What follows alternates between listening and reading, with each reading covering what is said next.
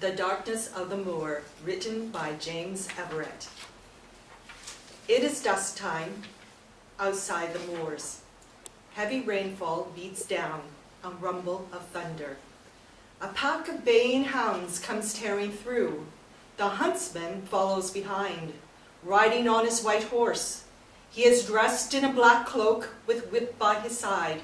His top hat conceals his face as he rides. Mud and water splash as the horse gallops through the boggy terrain.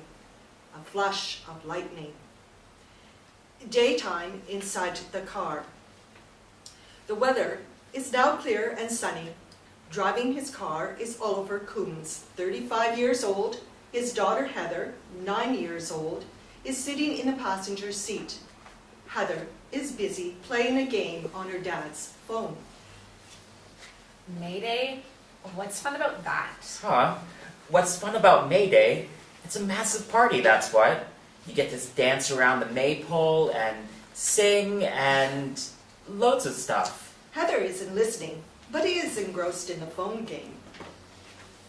Would you stop playing with that? You'll wear the battery down. At that, the big monster grabs her character and the game is over. She slaps the phone in her dad's hand angrily. You wait till we get there and you see all the other boys and girls having fun. Then you'll know what I'm talking about. Heather looks out the window, uninterested.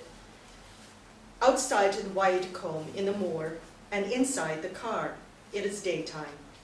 Oliver and Heather are sitting in the car, parked outside Widecombe Church. The village is dead quiet with not a person in sight. Oliver looks around, confused. Well, that's strange. I thought it would be bustling today. Daddy? It's the 1st of May, isn't it? He checks his mobile phone display. Daddy? May 1st. Daddy? Yes, darling. What's a nutter? Oliver quickly looks to her. Why? Where did you hear that word? That's what Steve calls you. He said that's why you went away. Did he now? Listen to me, darling. The reason I went away is because I wasn't very well. That's it. But I'm better now. Oliver reaches into the glove compartment and pulls out a bottle of pills. See these pills? I haven't had to use these for months. Because there's nothing wrong with me now. Oliver puts the pills back in the glove compartment. And that's where they're gonna stay, alright? Oliver smiles at her warmly. She smiles back, assured. Come on. As Oliver turns to open his car door, his smile turns to a look of bitter rage. We are left looking at the grand image of Widecombe Church. Match cut 2. Inside the Rugglestone Inn, it is daytime. A painting of the Widecombe Church with the huntsman and his horse on the steeple as a bolt of lightning strikes it. Lindner, 60s, addresses Oliver and Heather from behind the bar. He is a rotund, slouched man in spectacles. He is a warm, animated, and jovial man with a broad Devonshire accent. May Day celebrations? Oh, not at this part of the moor. There used to be. Try up at Greyweather's. I've heard about a maypole there. It's about a half-hour walk. Heather isn't listening. Her attention is fixed on the painting above the bar. Did that actually happen? Oh, yeah. The great storm of Widecombe Church. That's when the devil and the guys of the huntsman blasted in through the steeple. Why, he couldn't just use the door like everyone else, I don't know. Heather looks enthralled by this. Lindner moves closer to her. Rumor has it he stopped at a tavern on the way to the church, and as he drank his ale, it sizzled. And when he put his tankard down, it burnt a round mark into the bar. Heather now looks scared. Oliver signals for Lindner to stop this talk. But saying that, some say he's a very nice man, and we've got him wrong. You do see a huntsman from time to time dressed all in black, with hounds and that. Doesn't mean he's the devil, though, does it? Heather smiles again. Oliver, however, is now preoccupied with his phone. You all right, babe? Yeah, fine. Is there no phone signal here? You need to go outside for that. Okay, I'll just be 1 minute. Heather, you stay here with the nice man while Daddy just makes a quick phone call outside, alright? Heather nods at her dad. She'll be all right with me. How about I make us a nice lemon? Heather looks excited. Oliver exits, dialing his phone. Outside the Rugglestone Inn and inside the house, it is daytime. Oliver paces around with phone to ear. Back at his ex-girlfriend's house, the landline rings. Steve, who is 39, answers the phone. Hello? I was hoping you might answer the phone. Who's this? You tell me, my little girl, again that I'm a nutter, I will show you what I'm really capable of. Understand? Is that right? You know, when you make threats like that, it just proves you're a nutter. Anne-Marie, who is 35 years old, appears in the hallway. Give me the phone, Steve. Don't make me come down there, because I swear to God. Go on then. Why don't you come down right now? Stop it, Steve. He's just upset. Stop winding him up. Do not shame me again. You will regret it. Whatever, mate. Tell that to the voices in your head. In fact, why don't you just go and bang your head against the wall like you did last time? Oliver hangs up. He is nearly in tears and is breathing heavily. He looks over towards his car. Daytime, inside and outside the car. Oliver opens the glove compartment and takes out the bottle of pills. He unscrews the lid, then stops. He screws the lid back on and just shoves the bottle into his coat pocket. Inside the Rugglestone Inn, Heather is sitting at the bar with her lemonade, being entertained by Linher. And there be a pony going around. Clippity-clop, clippity-clop. Oliver enters back in. Heather is so enthralled by Linher, she doesn't notice her dad. Oh, and there be the maid doll. There's a doll? Yeah, 'tis. She'd be on a bed of flowers, and the maids would say to ye, "Pleased to see your maid doll?" Heather laughs out loud. Oliver also smiles. Yeah, I'm just telling the maid about a proper May Day celebration night. Can we go to the maypole, Daddy? Please? We'll see. How much do I owe you for the lemonade? Oh, don't you worry. That's on me. That's very kind of you. Well, kindness begets kindness. Turning to Heather. Look at your lovely big blue eyes. You have kind eyes. Please. Can we go to the maypole, Daddy? Please. Mind you, you've got to walk through Wistman's Wood to get there. Why should I mind that? Please, Daddy. Pixies. Outside the Witsman's Wood, it is daytime. Oliver holds Heather's hand as they walk through the woods. Daddy, when are we going to see a pixie? You can't see pixies, darling. They can only see you and speak to you. Really?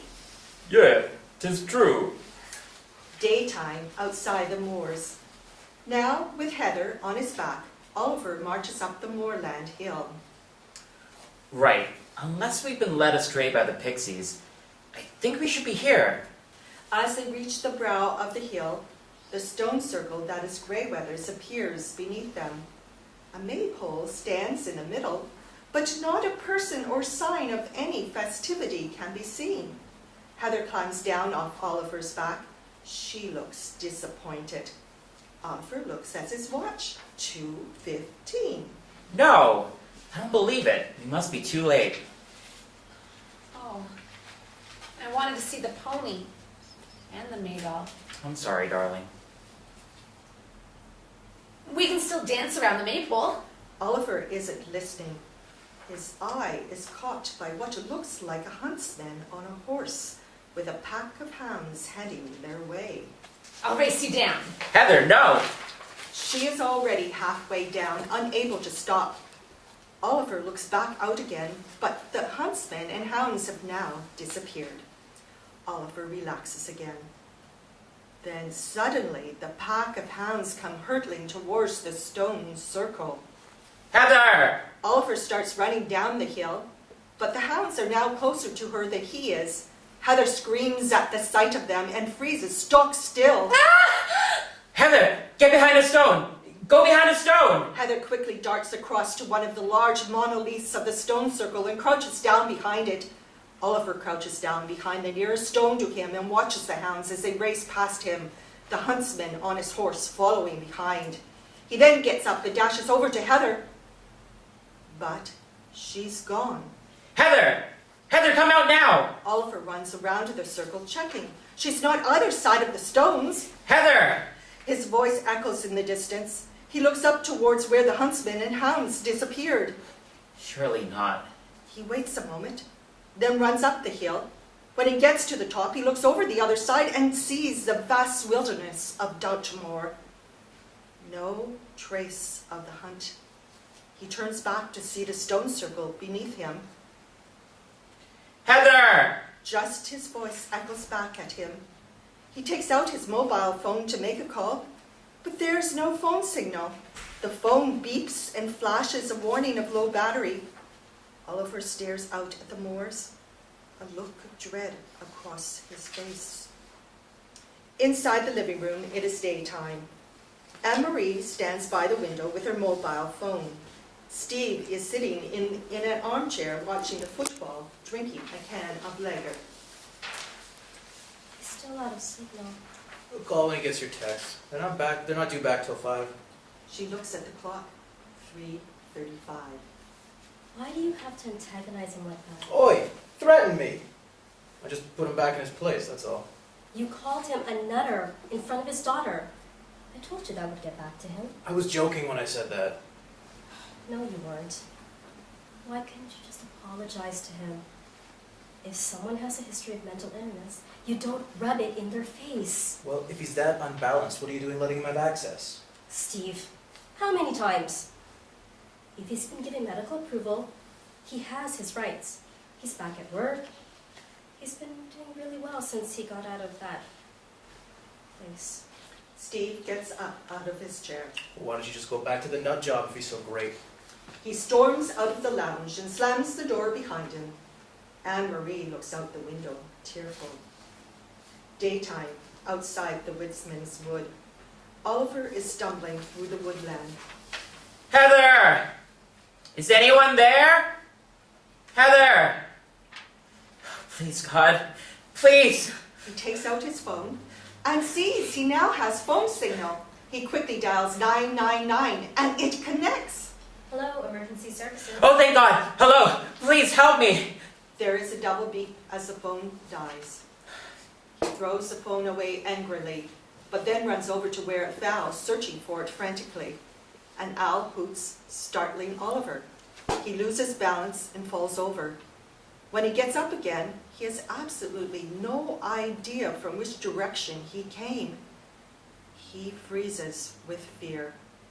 Then, as if struck by a sudden wave of strength, he marches forward, his bottle of pills left lying in the leaves behind him where he fell.